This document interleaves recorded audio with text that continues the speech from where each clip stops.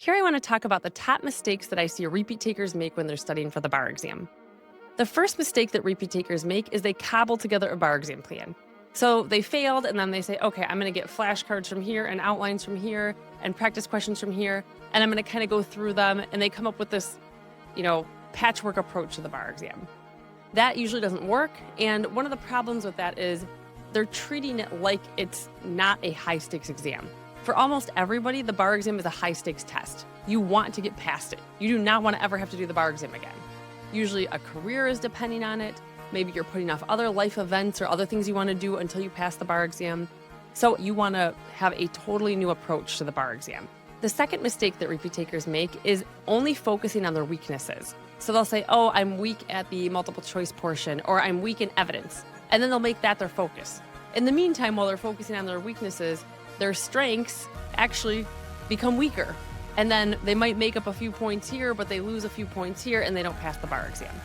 It's very important that you focus not only on your weaknesses, but also your strengths when you're studying for the bar exam. It's often much easier to make your strength a super strength than it is to make your weakness a strength. So it's not that you want to ignore your weaknesses, but it's that you definitely don't want to ignore your strengths. If you're taking the bar exam in a UBE state or in most jurisdictions, you don't have to pass this part of the bar exam and this part and this part. Instead, you just need an overall passing score. And if you get that overall passing score, you've passed the bar exam. So remember that you want to be strategic when you're figuring out what you're focusing on. The third mistake that a lot of bar exam takers make is not getting into the mind of the grader. So they'll race through MBE questions, or they'll race through essay questions. They'll read the question, read the answer, or do essay questions open book. That is a mistake. It's a big waste of time. And it's much better to go through the questions really slowly and methodically and make sure that you understand exactly what's being tested.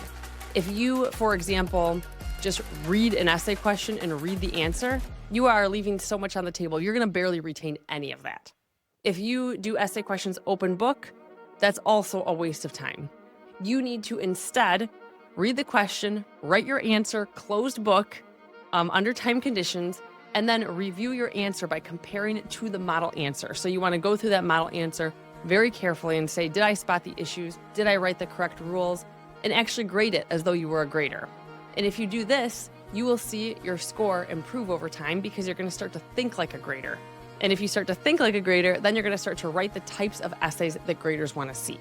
We've seen this time and time again with our students. It's one of the reasons that we make all of our students self-grade before submitting something, because their essays improve so much and they also gain a lot of confidence going into the bar exam. The next mistake that we see students make is not making memorization a priority after a lecture. Now, if you do not prioritize memorization, it's not necessarily your fault. A lot of companies don't tell students to prioritize memorization, so they don't really think about it.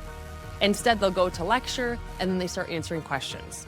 And if you do that, it's a recipe for disaster, because you're going to go to lecture, you're going to have a general idea of the law, then you're going to start answering questions that are meant to trick people that only have a general idea of the law.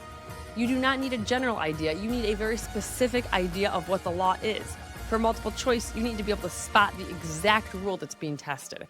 And for essay, you need to be able to articulate the exact rule that's being tested. So don't go in and think if you have a general idea of the law, it's enough. Instead, between lecture and answering questions, actually go in and memorize the law and spend a decent portion of time memorizing it. Memorizing it is not passively reading your outlines. That is a complete waste of time. Memorizing it is actively reviewing it, quizzing yourself, making sure that you actually know the elements of the rule and understand how the rules fit together. The final mistake that I see a lot of repeat bar takers make is they study in a distracted environment. They're studying and then they're posting on Instagram that they're studying. And they don't really have a list of what to do, so they kind of waste time when they're supposed to be studying. So the best thing to do is make sure when you're studying, like let's say you're studying for a 3-hour block of time, have a list of what you want to get done in that 3-hour block of time and approximately how long each task should take you.